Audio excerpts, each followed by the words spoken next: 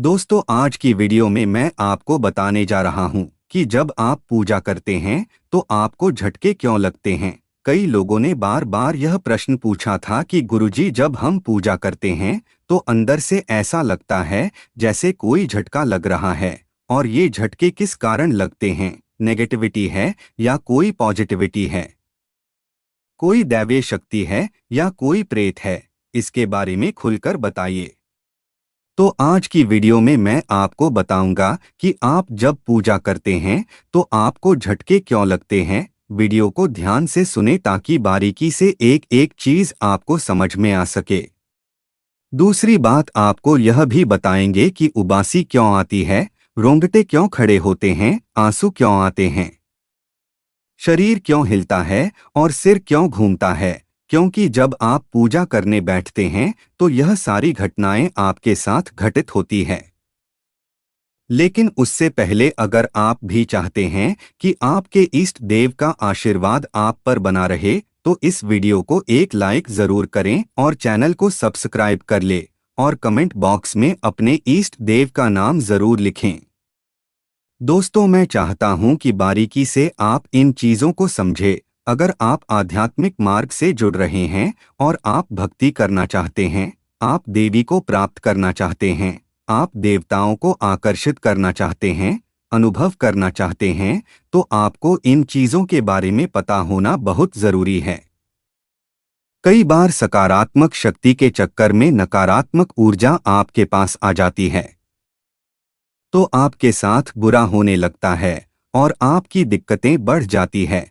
अगर परिवार में लड़ाई झगड़े बढ़ जाते हैं, दिक्कतें बढ़ जाती है, तो आपको पता होना चाहिए कि आपके पास जो शक्ति आई है वह कोई नेगेटिव शक्ति तो नहीं है, या कोई ऐसी शक्ति तो नहीं है जो किसी प्रकार से आपको नुकसान पहुंचाने की कोशिश कर रही है।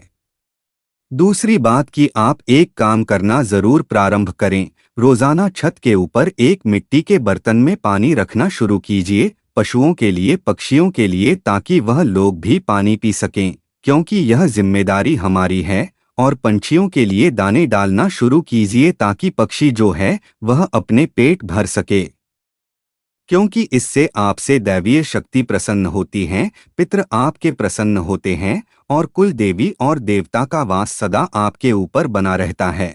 और आपके यह जो कुलदेवी या कुलदेवता जो हैं वह फर्श से अर्श तक पहुंचा देते हैं। दोस्तों, जब आप शुरुआत में पूजा करते हैं तो आपकी पूजा का जो स्नेह है वह उतना मजबूत नहीं होता। धीरे धीरे जब आप पूजा करते हैं तो ऊर्जा बननी शुरू होती है, ऊर्जा आनी शुरू होती है। दोस्तों, आपकी ऊर्जा आती है उस तरीके से जिस तरीके से बारिश होती है, तो बारिश की बूंदें आपके ऊपर गिरती है और धीरे धीरे 1 2 4 5 बूंद गिरते गिरते आपको वह बूंदें पूरी तरीके से भिगो देती है। उसी तरीके से जब आप पूजा करना शुरू करते हैं तो जिसकी सेवा करते हैं, जिसकी पूजा करते हैं, उनकी ऊर्जाओं की बारिश होनी शुरू हो जाती है। कभी 1 कण, कभी 2 कण, 3 कण, तो इस प्रकार से आपको ऊर्जा धीरे धीरे प्राप्त होती है और आपका शरीर उस ऊर्जा में भीगता चला जाता है, भीगता चला जाता है और आपकी आत्मा तक जा पहुंचता है। इसी कारण से ऊर्जा के माध्यम से आपका जो ऑरा है वो तैयार होता है। ऑरा जिसका जितना ज्यादा मजबूत होगा उतना ही वो तेजवान होगा, उतना ही दैवीय शक्तियां उसके तरफ आकर्षित होंगी, कोई नेगेटिविटी उसके शरीर में प्रवेश नहीं कर सकती। तो जब आप पूजा करते हैं तो धीरे धीरे उस दिव्य ऊर्जा की बारिश होती है आपके ऊपर। फिर एक ऐसा समय आता है जब ऊर्जा धीरे धीरे बढ़ जाती है। काफी ऊर्जा बढ़ जाने के बाद क्या होता है, आपको सबसे पहला कारण होता है जो आपको उबासी आती है। उबासी आनी शुरू हो जाती है, बड़ी बड़ी उबासियां आती है। मंत्र जप करते हैं, मंत्र के बीच बीच में उबासियां आती है, छोटी उबासियां आती है, फिर बहुत बड़ी बड़ी उबासियां आनी शुरू हो जाती है। 5 सेकंड तक आपको उबासी आनी शुरू हो जाती है। उस ऊर्जा के कारण होता है, क्योंकि वो ऊर्जा आपके शरीर में अवशोषित हो जाती है। ऊर्जा आपके शरीर को शुद्ध करने का काम करती है। इससे पहले वो आपके मूलाधार चक्र पर बैठती है और मूलाधार चक्र को शुद्ध करने का काम करती हैं। जिससे क्या होता है कि जैसे आप पानी को गर्म करते हैं तो उसमें ऊपर की तरफ भाप निकलती है, तो भाप ऊपर की तरफ ले जाती है। ऐसे ही जब आपके मूलाधार चक्र पर ऊर्जा बैठती है और मूलाधार चक्र को जागृत करती है और मूलाधार चक्र जब घूमना शुरू होता है तो उससे जो नेगेटिव डीएनए की अपवित्रता निकलती है वह बाहर निकल जाती है। दूसरी बात, आपके रोंगटे खड़े होने शुरू हो जाते हैं। यह आपके इष्ट देव की कृपा के कारण होता है। कई बार आप जागरण में जाते हैं, किसी पूजा में जाते हैं, किसी मंदिर में जाते हैं या फिर आप भगवान की बात, अपने इष्ट देव की बात करते हैं, उनकी चालीसा सुनते हैं, पाठ सुनते हैं, कोई मंत्र सुनते हैं, तो भी आपके साथ ऐसा होता है। क्योंकि जब आप सुनते हैं तो उस मंत्र की ऊर्जा है वह आपकी ऊर्जा से कनेक्ट होती है और आपसे जुड़ जाती है, आपके अंदर की ऊर्जा से, इसलिए आपके साथ ऐसा होता है। अब बात करते हैं जो झटका लगता है वह क्यों लगता है। झटका इसलिए लगता है कि जब आप पूजा पाठ शुरू करते हैं तो जो नीचे की जो ऊर्जा होती है, जो मूलाधार चक्र पर जो ऊर्जा होती है, वह ऊर्जा एकदम से ऊपर की तरफ जो है वो जोर लगाती है।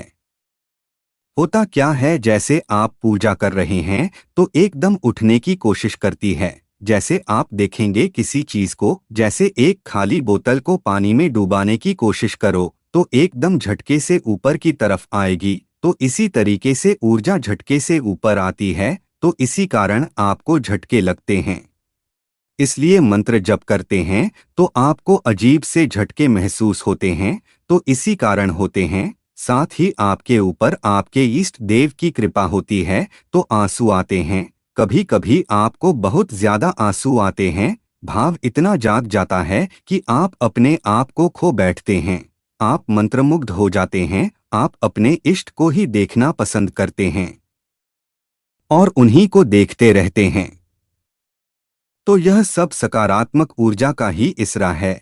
साथ ही शरीर आपका हिलना शुरू हो जाता है। कई लोगों का शरीर जो है वह आगे पीछे हिलता है, तो कई लोगों का शरीर गोल गोल हिलता है, तो कई लोगों के शरीर में क्या होता है, किसी का हाथ जो है वह फड़फड़ाता है, किसी की आंख फड़कती है, किसी का एक पैर जो है वो हिलता रहता है, किसी का कंधा हिलता रहता है। तो यह सब एक सकारात्मक ऊर्जा का कारण होता है। क्योंकि जो शक्ति आपके ऊपर आई है, आपके शरीर में जिस शक्ति ने प्रवेश किया है, वह शक्ति एक स्थान चुनती है, अपना उस स्थान पर जाकर वह बैठती है, और जिस स्थान पर जाकर बैठती है तो उस स्थान पर जो है वह झंकार होते हैं, वो अंग हिलने लग जाते हैं। लेकिन कई लोगों को आपने देखा होगा, जब उनके ऊपर सवारी जाती है तो उनका एक हाथ हिलाता है या एक पैर, कई बार सिर्फ गर्दन ही घूमती रहती हैं। तो इसके कारण जो शक्ति आपके शरीर में आ रही थी, जो प्रवेश कर रही है, वह अपना एक स्थान चुनती है और उस स्थान पर जाकर बैठ जाती है। तो इसी कारण से ऐसा होता है। और सिर जो घूमता है तो वह शक्ति सिर पर बैठती है, यानी कि अग्रचक्र पर जाकर बैठती हैं। तो जब अग्रचक्र पर जाकर बैठती हैं तो अग्रचक्र के बीच में बैठती है, तो आपका सिर जो है वह बहुत तेजी से गोल गोल घूमता है। तो ये सब कारण है और यह सब सकारात्मक ऊर्जा के कारण है, कोई नकारात्मक ऊर्जा नहीं है। कई लोगों का प्रश्न है कि गुरुजी, क्या जो सिर घूमता है या रोंगटे खड़े होते हैं, क्या ये नेगेटिव कारण है? ऐसा कुछ भी नहीं है। इन चीजों का ध्यान रखना चाहिए और दूसरी बात, अपने इष्ट देव पर भरोसा करना चाहिए। कई लोग हमसे पूछते हैं कि गुरुजी, मेरी पूजा स्वीकार हो रही है कि नहीं हो रही है। देखिए, आपकी पूजा 100% स्वीकार हो रही है। आप अपने हृदय में यह बात रखकर, यह भावना रखकर के पूजा करो कि मेरी पूजा स्वीकार हो रही है और मेरे जो इष्ट देव हैं, जिनकी मैं पूजा सेवा करता हूँ, वह मेरे सामने बैठे हुए हैं। कभी अपने मंदिर को खाली मंदिर ही न समझे। मंदिर में जो तस्वीर लगी है वहाँ पर मूर्ति रखी है, वहाँ पर इष्ट देव विराजमान है, साक्षात बैठे हैं। जब भी मंदिर से गुजरे उन्हें प्रणाम करे। जैसे कि आप देखते हैं बड़े बुजुर्गों को राम राम करते रहते हैं, जब तक आपके अंदर यह भाव नहीं होगा कि वो बैठेन है आपके पास, क्योंकि भाव के कारण ही शक्तियां जागृत होती है, और जब तक शक्तियां जागृत नहीं होंगी तब तक आपको कुछ प्राप्त होगा। मुझे आशा है यह जानकारी आपको पसंद आई होगी। वीडियो को लाइक कीजिए, शेयर कीजिए। चैनल पर पहली बार आए हैं तो सब्सक्राइब जरूर कीजिए। मिलते हैं अगली वीडियो में। जय श्री राम दोस्तों, हर हर महादेव।